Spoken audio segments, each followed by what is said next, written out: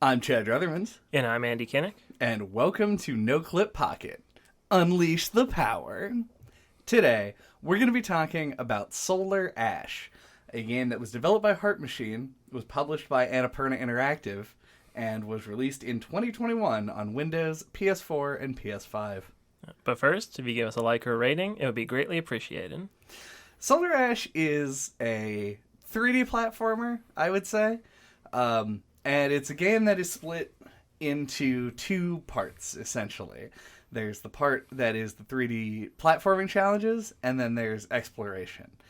And that makes up the bulk of what you're doing. We're doing this on Pocket. Obviously, this game is pretty short, but it is from the developer of Hyperlight Drifter. And if this sounds nothing like Hyperlight Drifter to you, that's because it ain't. I don't even know really.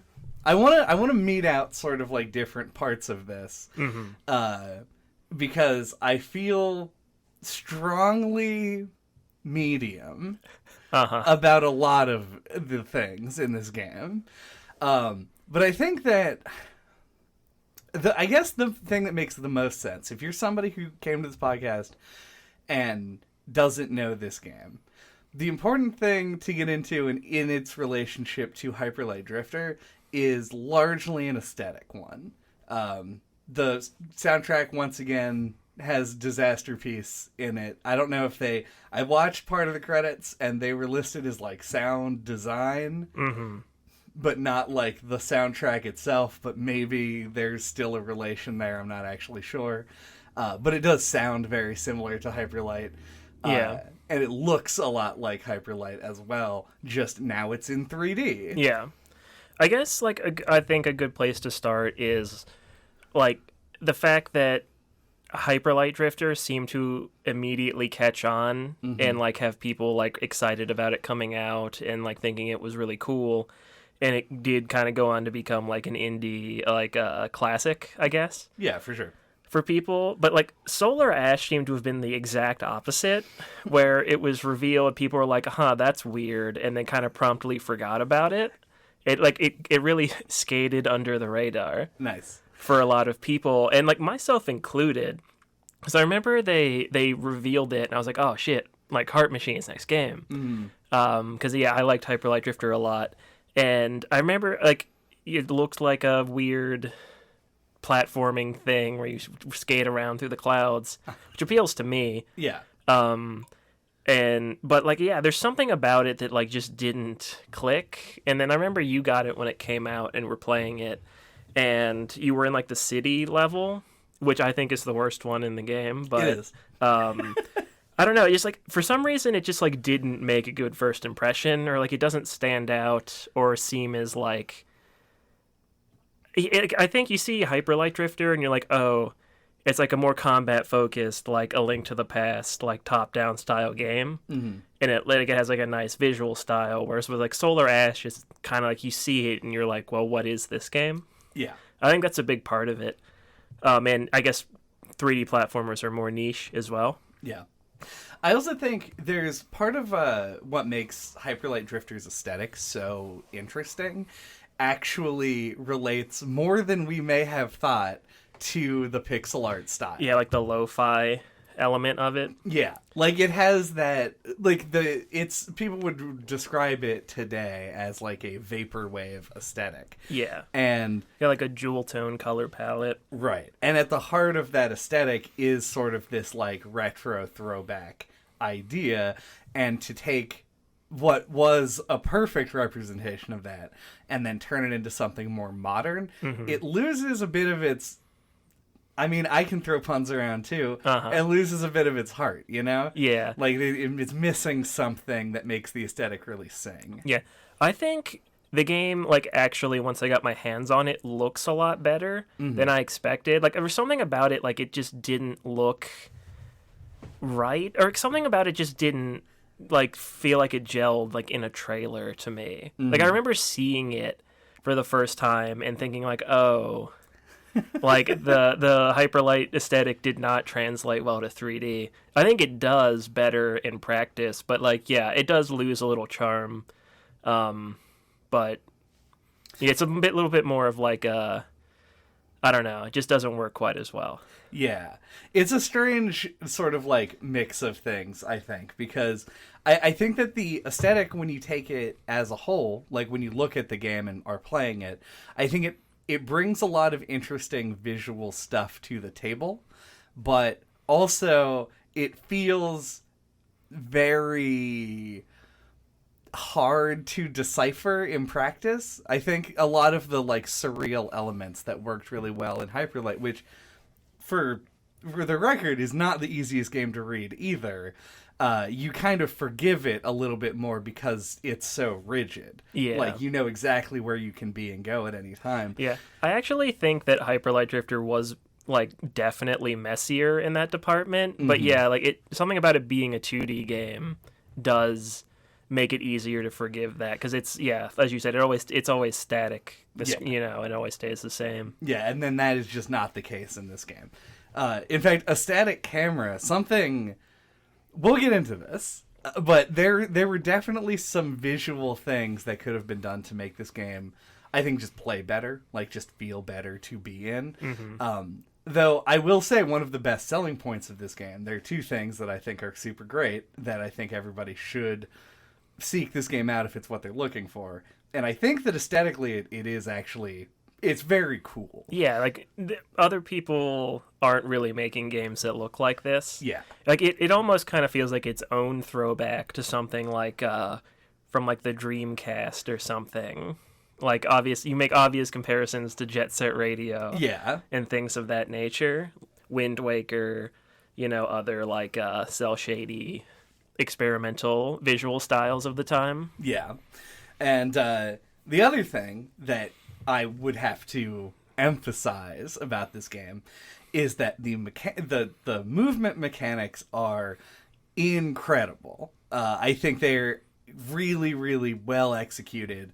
And if there are things that I think this game fails at, which spoilers there are, I can't blame much, if any of it, on the base movement mechanics. They are inscrutable to the naked eye. You look at it and you go, that looks very smooth, and it's actually it's difficult to get a handle on, but once you do, it feels like almost like Tony Hawk levels of sort of a fluidity to everything.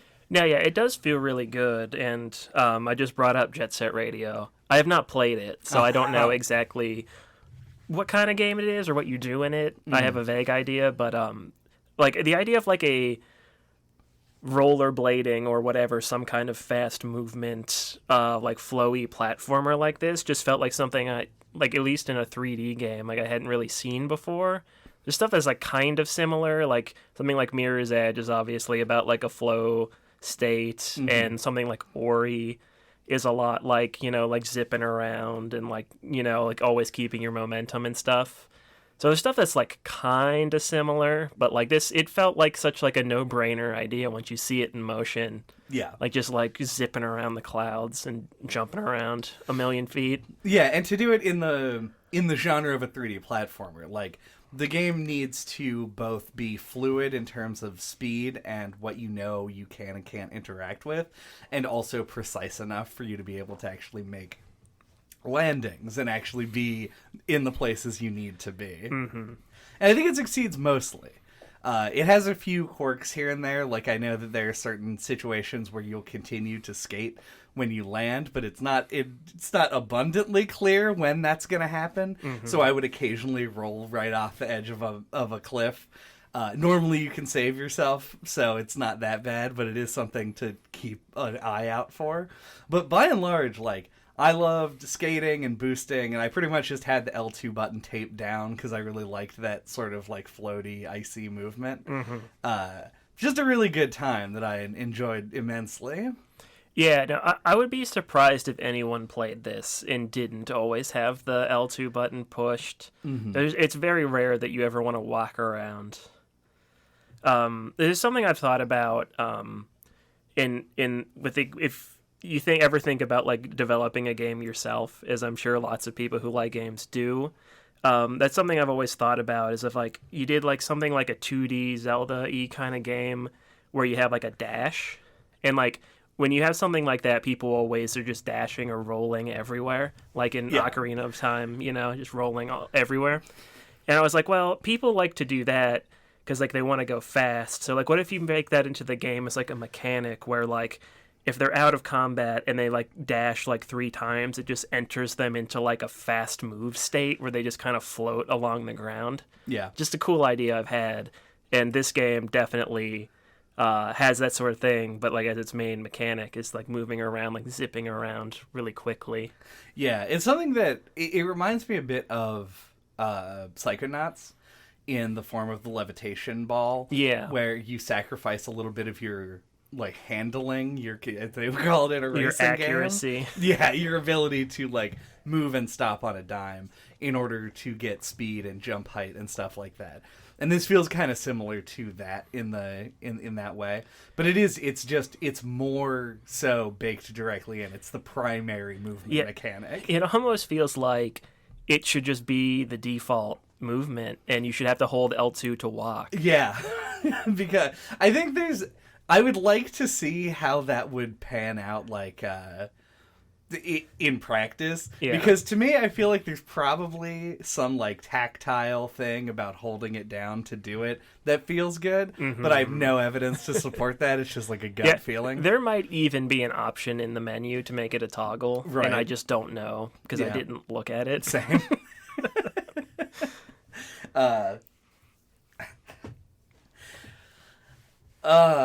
There's one other thing.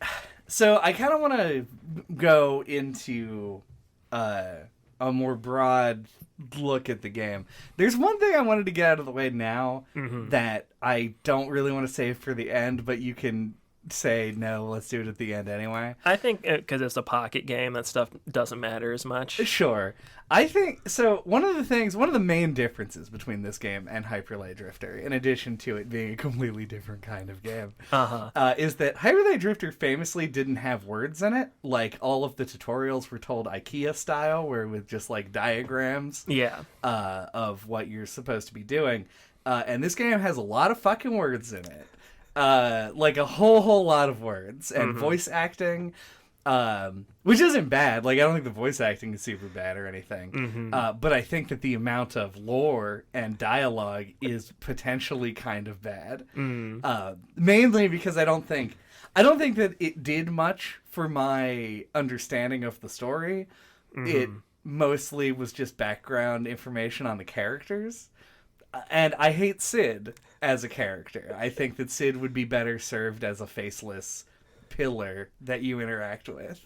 But that's what I have to say about that. I think the story element is actually good, like in the way that Hyperlight Drifter's story is good, in that it tells this like sort of it's like you don't have like a lot of player choice in either game. You just kind of have to go through, and they're both very kind of sad end of the world stories.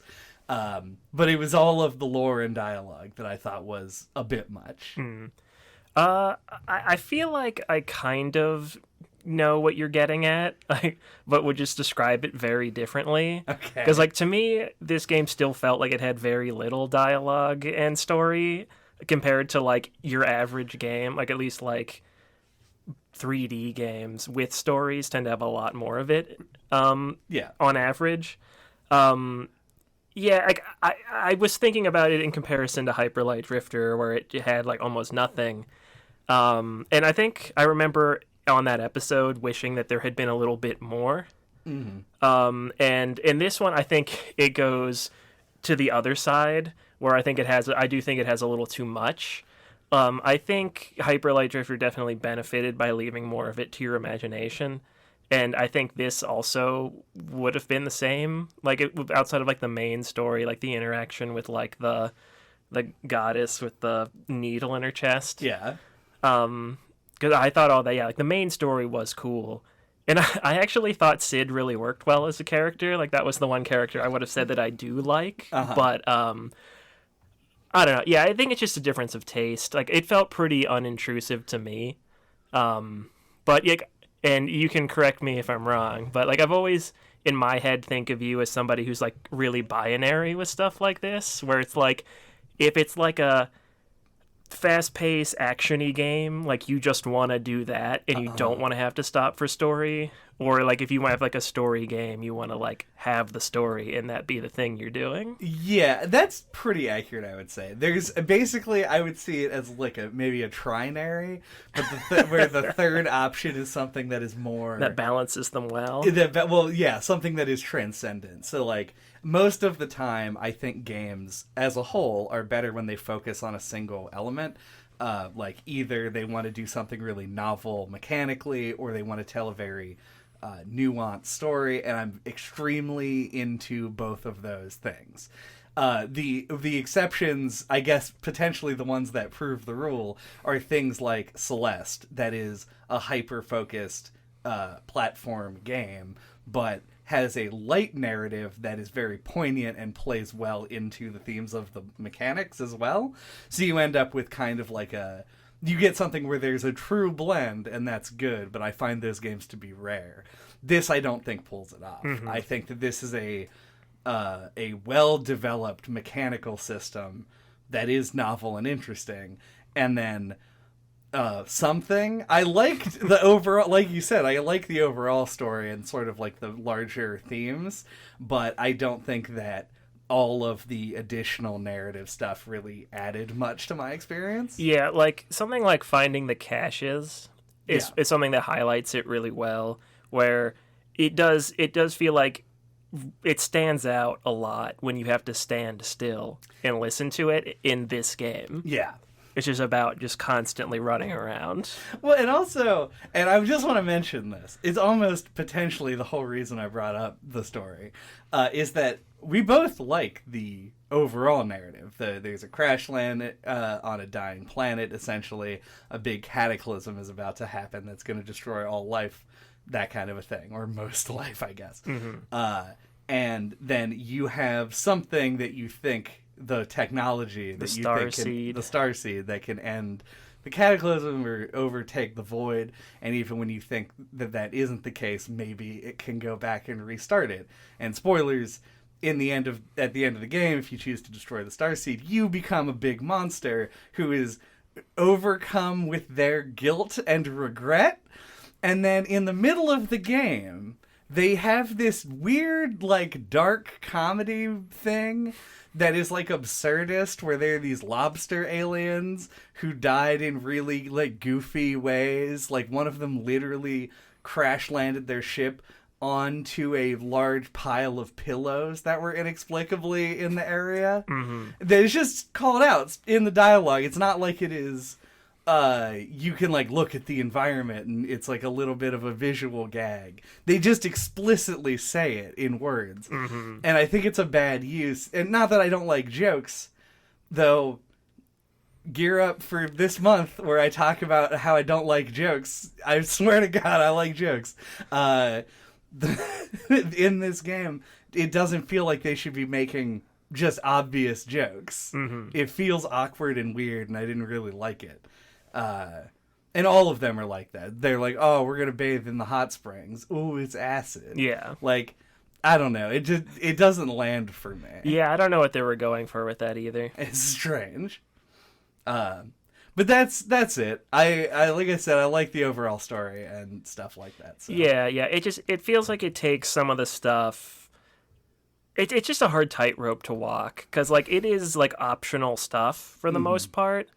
But and like you have like a desire to like want to interact with it, but then when you have to like stand there and listen to it, it makes it feel more mandatory. You know, like it's just like a weird like execution thing. That's kind of weird. It is like walking a tightrope, but then putting in all of the weird lobster alien jokes. Well, those are it's those like are Looney Tunes style, dropping an anvil on the thing that then launches back up into the face of the dropper. Yes. Hey, let's talk about levels. All right. So we're gonna switch things up. The levels in this game... So I played this game in essentially 2 sittings. One of which when it came out, and the other yesterday.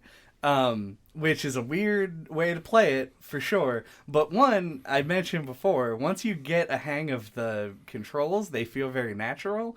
Did not take me long to pick it back up, which was impressive to me. Like, I jumped right back on that horse after a long time. But I remember leaving the game the first time feeling fairly negatively about it. I felt like not... I'll get into some of the more specifics, but I felt like I was disappointed by a lot of things that the game had shown me in the first few hours. And then when I picked it back up, I picked it back up on the Eternal Garden. The mushroom level. The mushroom level, which ends up being my favorite level in the game. And immediately I'm like, maybe I was too harsh on the game. And then I proceeded into the next couple of levels and was like, maybe I'm as medium on this game as you can possibly get. I don't know if you want to go over things generally, but I have two main gripes. Sure. And I don't think that the exploration is particularly fun because the levels feel really big and empty. And when it is not big and empty, it's like when you were a kid and you rode your bike and you liked to ride your bike on the street and down hills where you could go fast and like do things that were cool and adrenaline pumping, and you didn't ride your bike in a nail factory, which is where they want you to ride your bike whenever the levels are not open. This is another tightrope that they're struggling to stay up on, I think. But I think the game starts reasonably well, I would say. I don't know. I feel kind of differently. I think I like this game like a lot more than you did. I think you do, yeah. But to me, it felt like the levels were big enough to accommodate like your movement speed and all your abilities, and like managed to feel big and not empty for the most part. Some of them did more than others, like the city, which I think is like by far the worst level of all of them. Yeah. But because then when I got to the one that's like the big lake, that's like the big sword guy, is the boss. I think that ended up being my favorite level. Like when I first got to it, I was like, "Oh no, a big open level. This is gonna be bad." But then I ended up liking it a lot. Okay, well let's focus in on that because I think it'll highlight for the listener. If you feel closer to me or Andy on this is going to determine a lot about how you feel about this game. I really hated that level. Yeah. And I think it's because of the poison water. The poison mechanic feels like such a cop-out nothing mechanic because you don't take damage. They say like, oh, even the water's dangerous. But it isn't. It is exactly the same, in fact, as the Titans get red and kill you mechanic, but just in a different context. When you land in the poison, it starts a timer, and then when the timer runs out, any hit will kill you up until that second timer then expires. Yeah, it counts down. Yeah, so it's interesting in theory, but in practice it means nothing. It's very easy to play around. And the situations where it isn't easy to play around are frustrating in kind of like I'm surprised that whatever just happened kind of way. Especially because it doesn't explain the mechanic. Once you get it, it ceases to be frustrating and becomes boring. But when you first start, you're like, can't stay in the thing. Oh no, it's still ticking up. Nothing happened. What does this mean? Like, you don't understand it. And then eventually, like, you'll do it, and then you'll get hit by a guy, and you're like, oh, that's what it is. That kills you. But then you do it again, you stay in the poison, and that kills you, and then you kind of get an idea for it. And then what it does is it makes you stop and stand still in this game that sucks to stop and stand still in. That you don't want to be doing that. Maybe it doesn't suck, but, like, it's not with the prime directive of the player. And then it's a big empty void otherwise. So that's why I don't like the level. Yeah, no, I found it to be, like, pretty satisfying to try to, like, have to get across an area fast. Like, I think it played with, like, the, like, just the mechanics in an interesting way to me, where it was like an area where you have to like, it's like the big lake area, and like having to like find a route through it, and like I can boost off of this to get across it, and then like I have to then stop off here so it doesn't kill me, or like I have to avoid these enemies. Like I think it made the traversal across the area interesting. Yeah, I think that a more interesting way, a more tried and true way, maybe I'm being conservative here, in a 3D platformer is to put obstacles in, right, and not just have the whole floor be lava. Which is my problem with the last level, is it could have been the most fun level because it is full of interesting platforming challenges, but also the floor kills you in one hit. Yeah. So if you make even a single mistake, you go back to the checkpoint. Which, by the way, death in this game is absolutely not punishing whatsoever. So, like, it basically has a live system that means that doesn't do anything when you run out of lives. Yeah. Because you very rarely are killed in combat. Most of the time you're killed by falling off of a cliff or hitting a damage zone. And so when you have all of these, it basically looked like a rusty playground to me. Because it's like, I really want to get in there and have fun on the prescribed fun-having machines, but I will get tetanus and die if I do it. So I won't. And then it forced me to do it anyway, because it's a video game and you do have to play it to win. Yeah. So I don't know. I found it to be anticlimactic. It seemed like they had something really good going, and then they introduced one mechanic that pushed it too far. And so the last two levels of this game were not, I mean, neither of them were as bad as the Big Boring City. Yeah. Clifford and the Big Boring City, or whatever. But both of them, to me, featured a core damage zone-based mechanic that I found really uninteresting.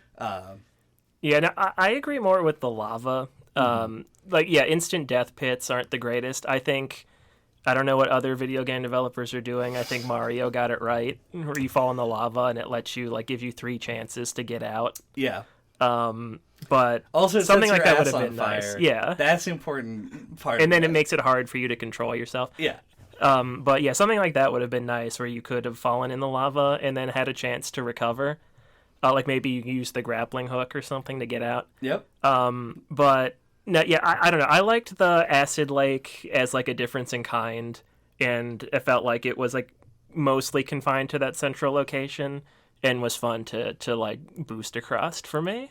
Yeah, and that's what I'm saying. Like, I think that there are different ways to approach this mechanic, and the way that you do will probably determine how much fun you have doing it.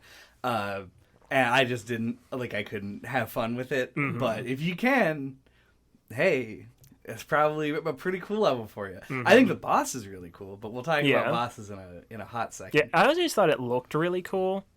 Yeah. Like the big open like lake area with like it had like a Colosseum-esque building in it and stuff. It was one of the areas that felt most like Hyperlight Drifter to me. Like being in the area felt like a 3D Hyperlight Drifter area to me. Yeah. And it's the first level, in my opinion.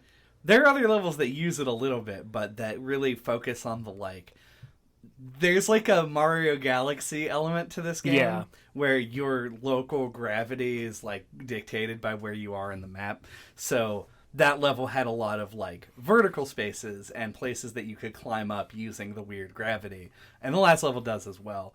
And I think it's a really interesting facet of the level design. Yeah. That doesn't really get used that often and does to good effect in those two levels. Yeah, I also think I like the third level a lot too. I think it's like the Iron Root Basin or something. Yeah. That was probably my second favorite. I think it's okay. That was a very inoffensive level to me. Yeah, I like that one. The crater proper, the tutorial area, the Iron Root Basin, and what's the first? Are we calling the crater the first? I think the crater is the first. So it's technical level. Crater, then the Big Boring City, Iron Root Basin, Mushroomville. Gotcha.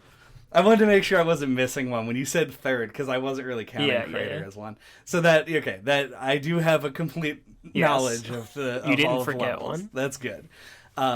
Yeah, Crater and Iron Basin, I think, are very neutral to me. I really liked Crater when I played it because I was enjoying learning the mechanics. Yeah. And then Iron Basin was like also kind of an extended tutorial level. But to me, like, its main mechanics were all movement based. Because I think it's the one that introduces the exploding floors. Yeah, I think so. And stuff, so that's cool. Like, I like that kind of a thing. Yeah, just after the big boring city in the sky, it just felt like, I think, really nice to like come to that level and it be like more dense. Yeah, and not just. And it's like, oh, okay, this is what levels in this game are like. Yeah, because the second, that big boring city, which I guess we should explain why we think it is big and boring. There are enemies in it, sure. But the thing that you're mostly doing is avoiding being blown up by mines, which isn't hard to do. You just have to go around them, as you do with mines. And there's just a lot of cloud, which is an inherently boring place to skate and do things because it's all a single uniform surface. So yeah, it just felt like the challenges were all really centralized, into one area that they like built a little room for, and then they're on this huge, expansive map with nothing else in it. Yeah, it's like it's a ruined city, and like there's like however many buildings there are, like 10 or so, something like that. And you have to skate around, and like most of all the content is like in the buildings, but they don't have like obvious entrances. Like there's a lot of just skating around, like looking for like a place you can go into another, like where you can go into a building. Yeah. And yeah, there's just a lot more downtime. And there were parts of it, right? Like in between, I think one of the first buildings that you can get into, and then a later part, there's like a cool outdoor parkour area where you're going up these ruined buildings, and that was fun, but it lasted 15 seconds, and then you were back to just running around looking for the next thing to do. Yeah, it's too spread out. Yeah. And isn't signposted well, I guess. Sad. But the mushroom level totally fucking redeems it, because its main mechanic is this like puzzle mechanic where you have to get colored. It's like a puzzle in the same way that the doors in Metroid Prime are a puzzle. You have to identify a color and then bring a same color to it. It's a little bit more like Jak and Daxter. Yeah, with the eco. Get the spores and bring them to the corresponding thing. Yeah, and it works well in this game where it didn't work in Jak and Daxter, as we talked about. It's about movement. Because it's a game about movement, so it was fun to actually take things to other places because it meant you got to engage with the movement mechanics instead of just kind of like walking there. It's just less fun. So yeah, that was that's maybe the main reason that I liked it. But it also introduces you, in fact, to the spore elders, I don't know, which are all in caves, and I love caves, that you have to go like underground. Like it felt like the area was more rich in like secret areas. It felt more Zelda-y. Yeah, I feel pretty medium about the mushroom level personally, because I felt like, as I like the puzzles and stuff and a lot of the aesthetics and the things you do there, but it feels like the puzzle solving leads to more like stopping, like it slows down the pace of the game. Yeah, it does, but I think that it does it. I think the pace was being stopped in my like monkey brain that was trying to play the game like I was playing a Mario game where I don't stop running. I felt like the game was being stopped, but it was being stopped by like the dialogue and stuff. And characters and the caches that you pick up. And in this one, it felt like I was at least still actively doing something instead of just listening to somebody talk about how crazy they went or how they crashed their ship or whatever. Yeah. So, I don't know. Isn't it wild that in the game, Ray, the character you play as, is like, every time that you find one of the caches is like, oh, well, I'm sure I'll find this one alive. Yeah. And, like, what gives you that impression? I don't know. I kind of felt like one of them might be, because it kept coming up. Yeah. But, I don't know. I think it's just supposed to be like, I don't know. I guess that she's just like hopeful or whatever. She's like, she's on this mission and it might give her like some kind of resolve or something to complete like what she's trying to do if she like finds someone else still alive, like a hope or whatever. But unfortunately for her, they did all turn into giant monsters. I hate love the boss fights in this game. What do you think about them? For the most part, I thought they were pretty awesome. So funny thing, I know they had to have tutorialized the boost mechanic, but I somehow completely deleted it from my brain after learning it because I was on the third boss and I was like, how the fuck am I supposed to get to the next weak point? Like, I cannot get there fast enough. Like, what the fuck is happening?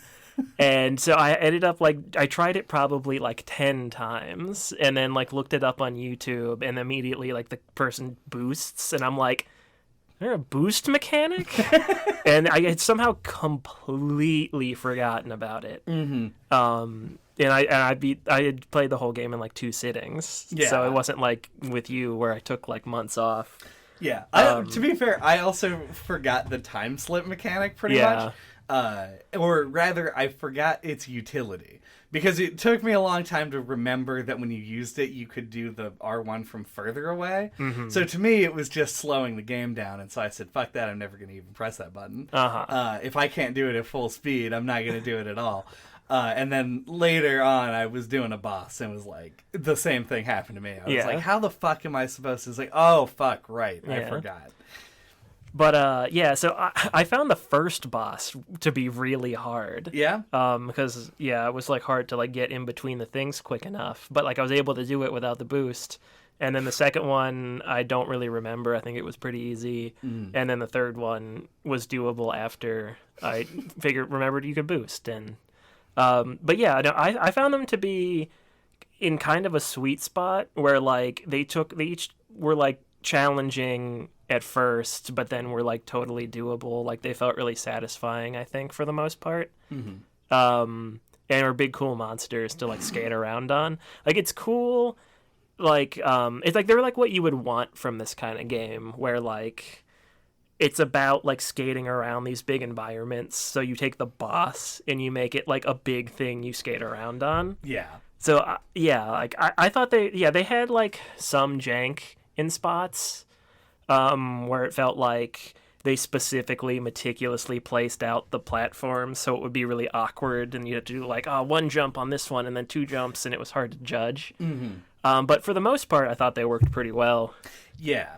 So, when I said that I hate the bosses, primarily I love the concept. If somebody nobody sold this game to me. The one advertisement I saw sold the game to me. It was from the creator of Hyperlight Drifter, this one where you skate around. I was like, oh, neat. I'll buy that. It wasn't very expensive. And so I got it and I played it. But if I'd never heard of it and somebody came up and said, the bosses in this game are if you took Shadow of the Colossus and put aggressive inline mechanics on it, I would go, are you fucking kidding me? Give me that immediately. It's the only thing I've ever wanted in my entire life. And it doesn't quite pan out that way. I think the idea is extremely good. I think that the game's aesthetic and, I want to say, slightly schizophrenic camera decisions are the main culprits that made them frustrating when they were. If they weren't frustrating, I was having the time of my life. And when they were frustrating, normally you just had to get over one little thing. And once you did, you were back to having fun with it. So I can't even really hold that against it too much. I did really like the bosses, but man, there were times when I would not be able to tell because the camera had panned back to show me something I was going to. Which it has to do. Yeah. It can't just not show you your goal. So I don't know what the solution to this is. It may be an unsolvable problem. But I suddenly don't have any context for how far my jump goes anymore. I'm just like, now I'm looking at myself from a different perspective, and I've lost sort of that like measuring stick, the internal measuring stick that I've been using for the whole game. And it's hard to describe it, I guess, because it's more of a subconscious thing. But that kind of thing really hurt it for me. But when that wasn't a problem, I fucking loved it. I loved the idea of making the boss just like an obstacle course that like flew around or swung a big sword. Yeah. And the big sword guy in the leg was one of my favorite bosses in the game. I thought he was extremely cool. And also very reminiscent of Shadow of the Colossus. Yeah, that one's more than the others. And the big flying one, too. True. I mean, that reminded me of the sand bird from Super Mario Sunshine. That as well. But that's what I have. You got stuff left? Yeah, I feel like there were some other things I wanted to mention. Like, this game has different costumes you can get from collecting all the different pieces from the other Void Runners. Which I just put on when I got them and didn't realize that they had abilities.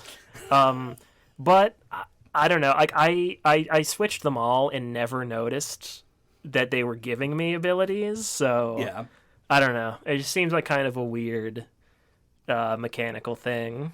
Yeah, I didn't unlock all of them. I think I got 4. Yeah, I didn't get them all either. Yeah. And the one to me that seemed like I would notice it if I had it is there's one that gives you energy back when you kill enemies. Though I don't, because I never wore it, I don't know if it happens on every kill or if it's like after you kill a certain number or a number of hits or something. So it might be more subtle and difficult to notice than that. Yeah. But I found one that was like reduces the cooldown on the boost, and I said, well, I'm never taking that off, and so I never put any other ones on. Yeah, I just kept switching them whenever I got them. But because I just assumed it was like Hyperlight Drifter, where they were just cosmetic. And the one you get from the lava area is like blue and red, and I thought it was pretty sweet. Yeah. And then I guess my other big thing is, my biggest criticism of this game, personally, is that I think it's a little bit too long for its core gameplay loop. Like, it started to feel a little bit repetitive. It may have factored into why you liked the later levels less, but maybe not. Like, I don't know what you would do to, like, alleviate this, but, like, I don't know, every area felt like very... It's just really similar in the sense of like go around, get all like clear away all the goo, and then fight the boss. And like lots of games are like that. I don't know why it stood out to me in this one, like feeling like it felt like it needed a little something extra to do. Yeah. Well, I feel like because the core mechanics are really rooted in movement, right? And the actual game progression is based around removing the goo, which is 9 times out of 10 a puzzle, and not a movement challenge. Sometimes it's a movement challenge straight up and down, but most of the time it's like you have to hit this and then figure out like, oh, what's the way to go? And so you figure out your route, and once you do that, then it's solved and it won't be hard to do. And then all of the bosses are a gauntlet.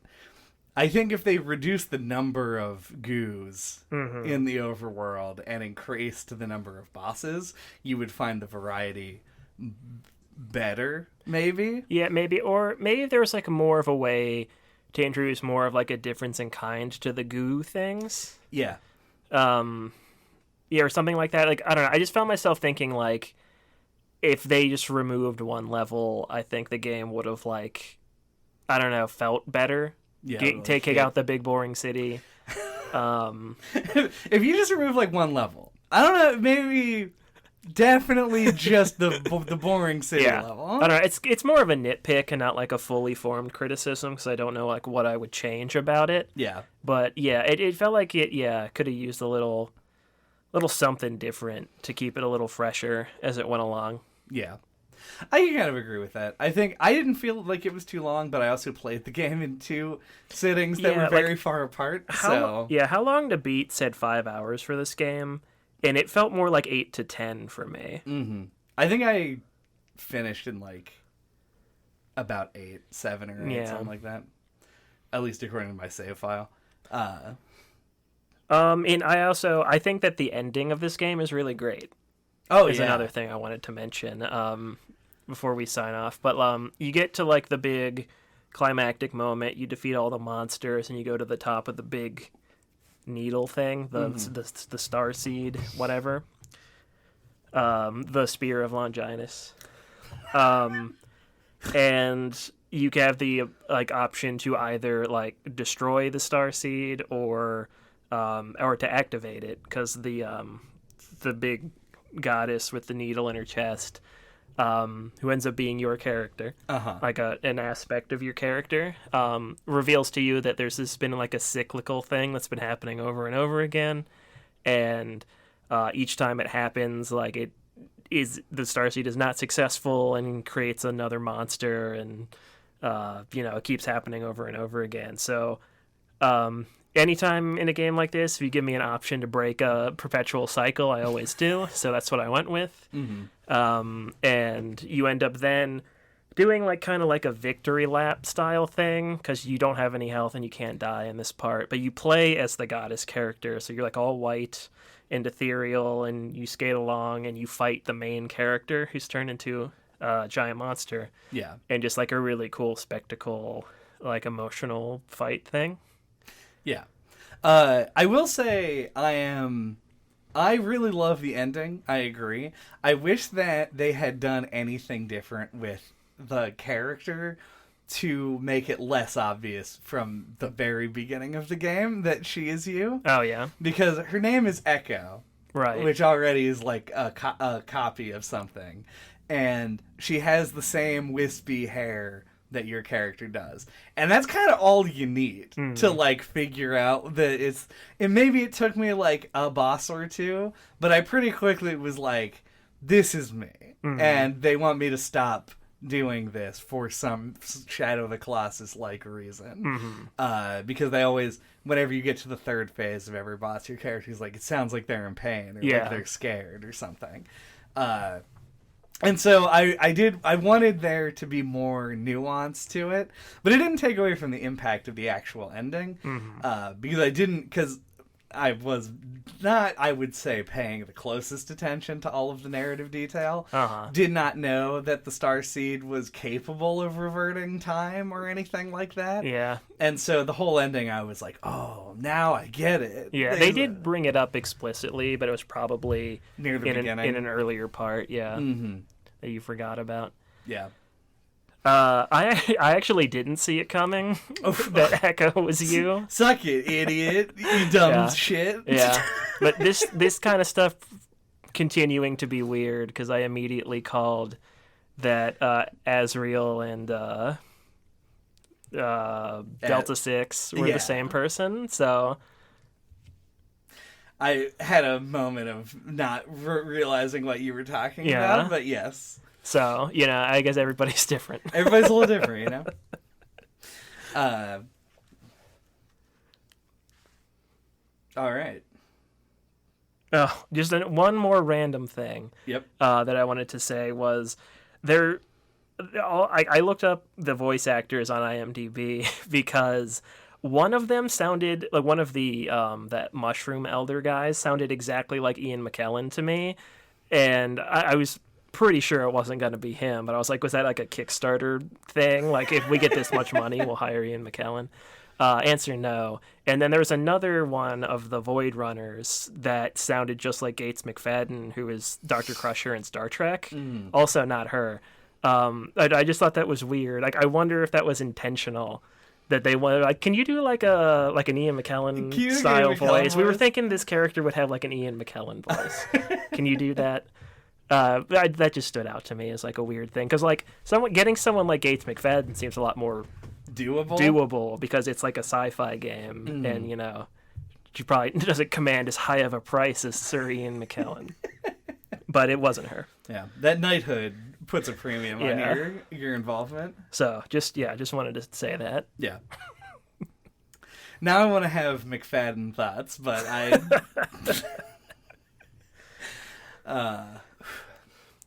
do we have fated to destroy the world thoughts?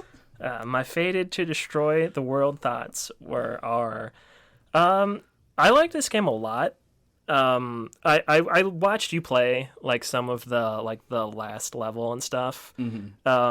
And you definitely were like butting up against it in ways that like I didn't at all. And I mean, yeah, this is like a person by person thing. So I think I got kind of lucky that I kind of clicked with this. And yeah, I had a really good time with it. Like the movement mechanics were really awesome. And then I thought like the level design in like some of the areas felt like really good, where like I just felt like I just kind of kept moving forward and always finding where I was supposed to go. Other levels didn't have that so much, but like there were some points where I thought the level design was really on point in a way that I found impressive for like an indie game that's like this complicated.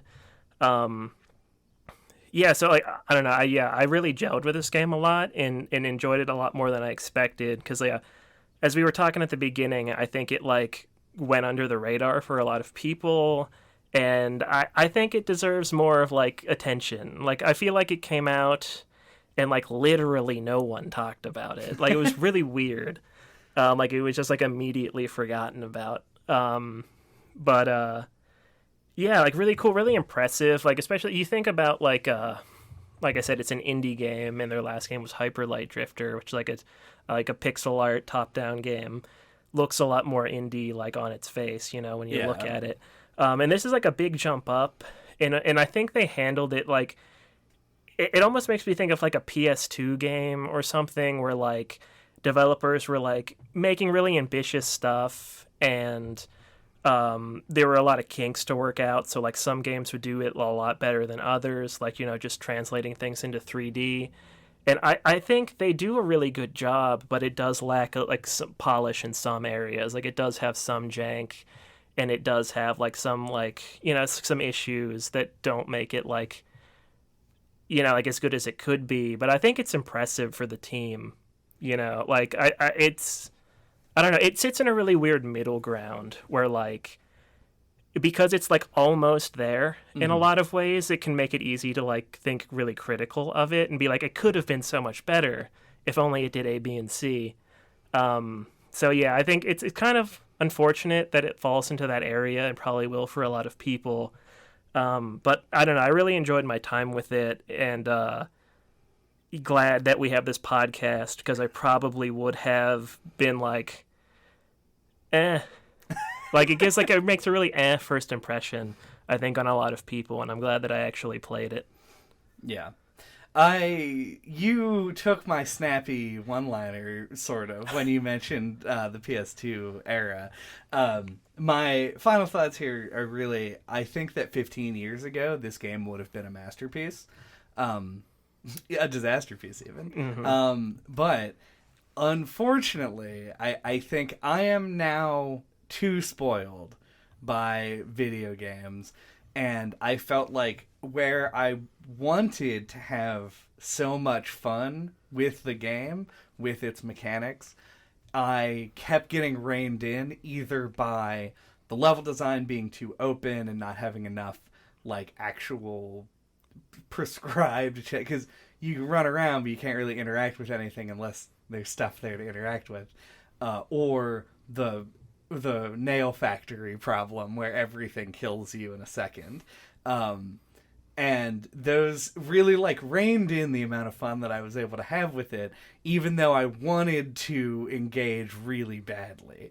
So at the end, it to me, it feels like a big disappointment in that it's something that has insanely good mechanics. Like the movement mechanics of this game are really well executed on and feel really good to play with, but it's let down by little things here and there that makes it feel like, man, I wish like if there was a little bit of polish here, I wish the rails were a little snappier to grab onto, and like your jump was a little more even, that kind of stuff, just in places. I think this game would have been extremely good.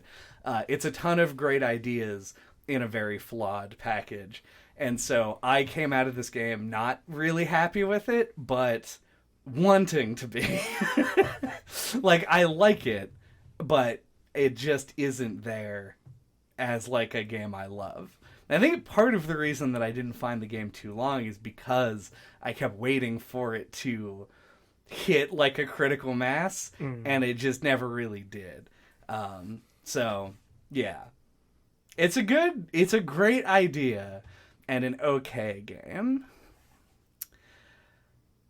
Thank you for listening to NOCLIP Pocket this week. What are we talking about next time? Next time, pretend that we're talking about this as the Pocket episode right after Inscription, even though it isn't. We're talking about Lost Kingdoms, a vaguely card-based RPG from Software in 9 BC or whenever the GameCube was around. Yeah, so like a RPG where you cast cards as spells, essentially. Yeah. It's an interesting one, and I played it a lot as a small child, so we'll see how I like it now. Until that time, you can get a hold of us. All of our contact information is on our website at noclippodcast.com. There you can find links to our Twitter, our Discord, and our YouTube channel, which, along with the website, contains all of our old episodes, including a very old episode on Hyperlight Drifter, and our Tony Hawk series retrospective, if you needed more skating in your life. Oh, God. Mirror's Edge. We did do Mirror's like Edge. Kind of sci-fi-y, free running. Definitely, yeah, like a person with legs moving quickly game. God, I'm just trying to think of like Mario 3D World. Yeah, I mean any platformer. I feel specifically Bowser's Fury is a little bit more. You can focus on the movement a little bit more. That's true. Yeah, Bowser's Fury is fucking good. It is very good. It's a good ass game. In Bowser's Fury, get the cat bell for subscribing. 3-hit combo that like button. I'm not gonna let you skate by with a bad joke like that.